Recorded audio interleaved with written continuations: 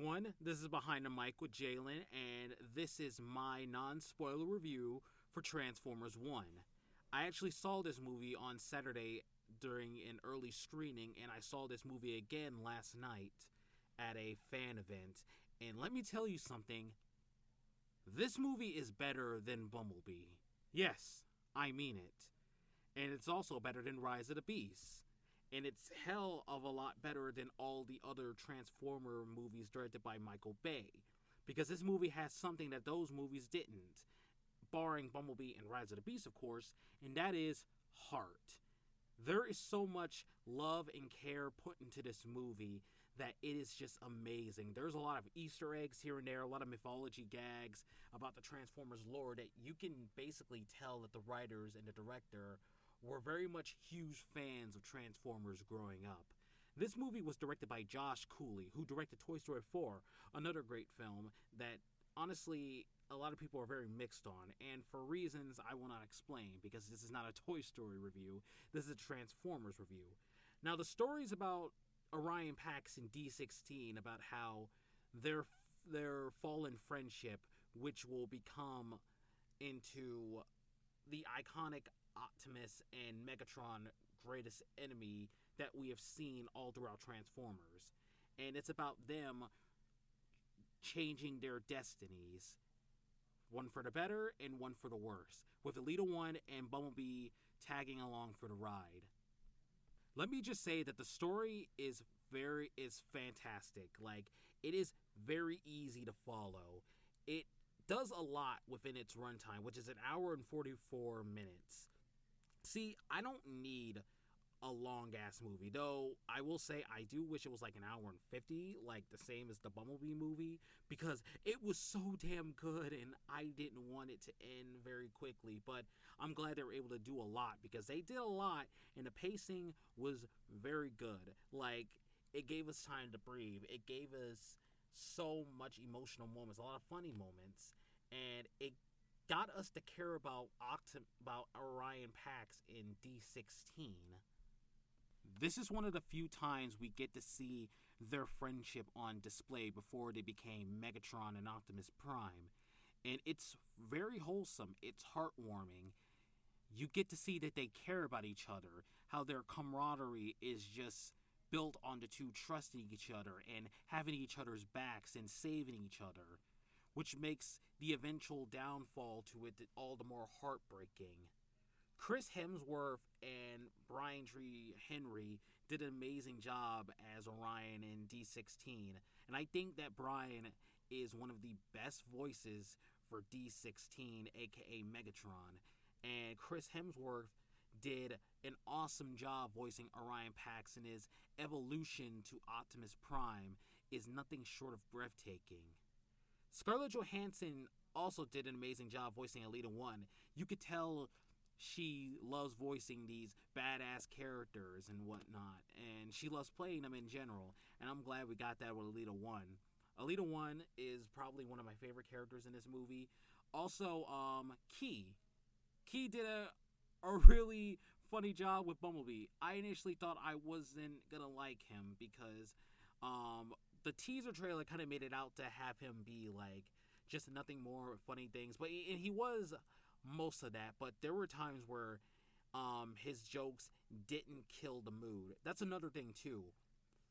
The mood will take a breather. Like, it won't have it be interrupted. Like, the tension won't be interrupted because of like a joke per se, because they know how to tone it down. When there's a serious moment, nothing gets interrupted, nothing gets like turned into a joke.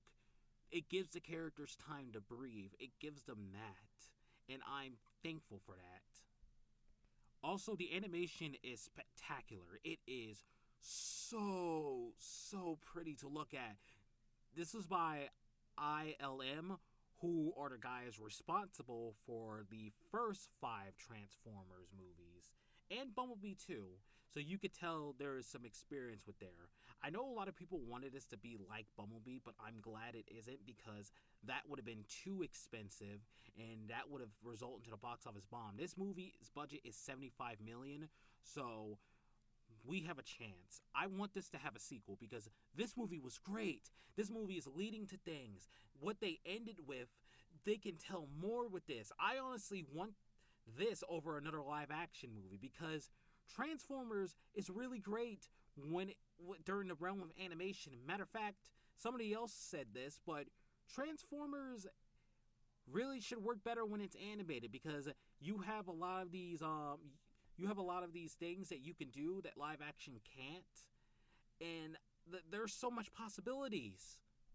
Also, another thing that I like is how the robots or the Transformers are just them. Like we see in their POV, there are no humans in it, which honestly I'm glad, and to be honest, it's justified because, well, they're on Cybertron. There are no humans, and I'm legit glad that we have this because one of the biggest criticisms within the Michael Bay Transformer movies are how they're always focused on the humans.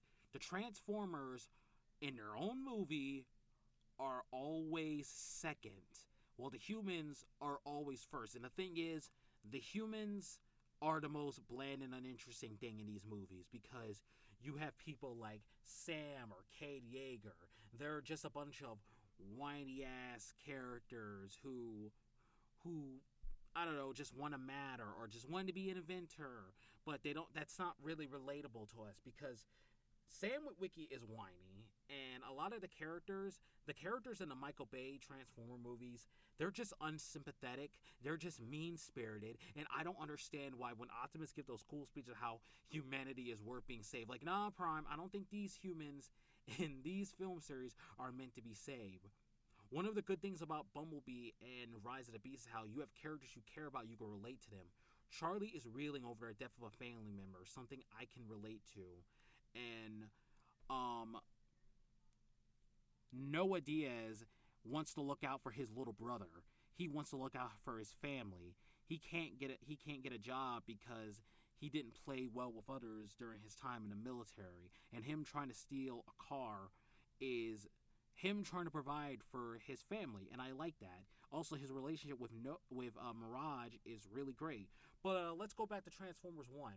There are some things I won't spoil unless I do a non-spoiler review, but let's just say D16's descent into Megatron is one of the best written characters I have ever seen, one of the best arcs, because you can understand where he's coming from, but you don't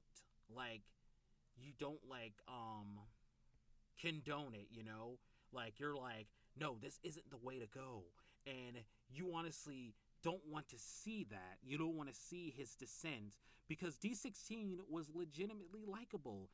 And Orion Pax too. Orion Pax started out as someone reckless, doesn't play by the rules, but over time you get to see that side of him, his caring side. That started during one scene where he saves a bot, and we see more of that. We get to see true Optimus Prime.